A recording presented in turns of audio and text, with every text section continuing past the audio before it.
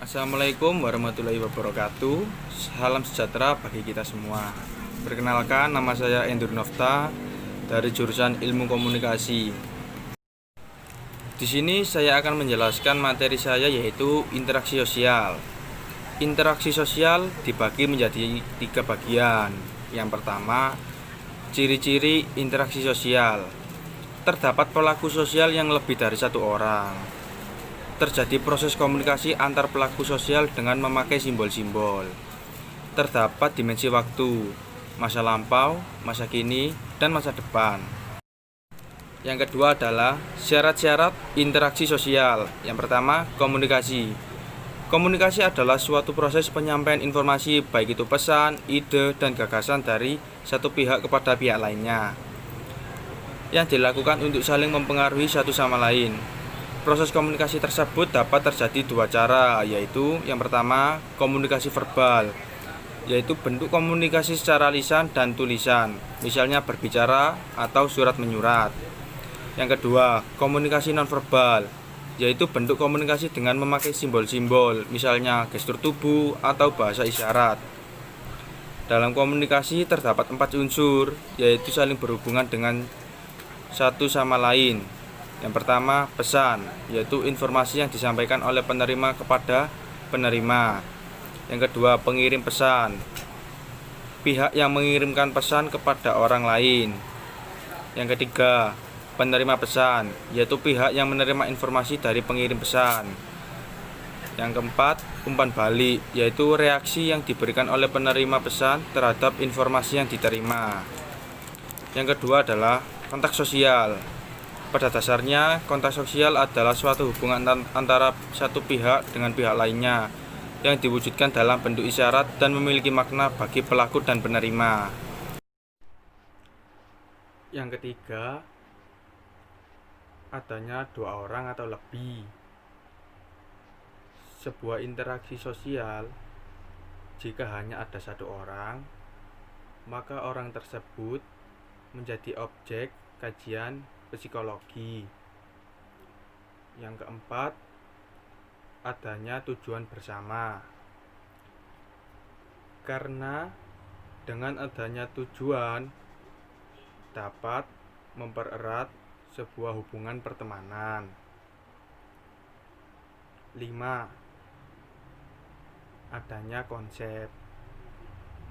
Misalkan, apabila seseorang akan melakukan sebuah interaksi dengan orang asing, maka orang tersebut akan menggunakan bahasa asing ketika melakukan interaksi tersebut.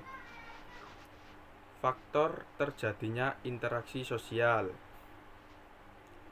Suatu proses interaksi sosial terjadi disebabkan karena beberapa faktor. Yang pertama, mitasi. Mitasi adalah suatu keinginan seseorang untuk meniru segala yang ada pada diri orang lain. Contohnya seperti perilaku, nilai, norma, maupun pengetahuan. Yang kedua, sugesti. Sugesti biasanya bersifat psikis atau terjadi pada jiwa seseorang. Dapat ditimbulkan karena diri sendiri atau orang lain. Yang ketiga, identifikasi. Dorongan pada diri seseorang untuk membuat dirinya identik dengan orang lain. Yang keempat, simpati. Perasaan seseorang yang tertarik pada orang lain. Penilaian yang dilakukan biasanya bersifat subjektif. Yang kelima,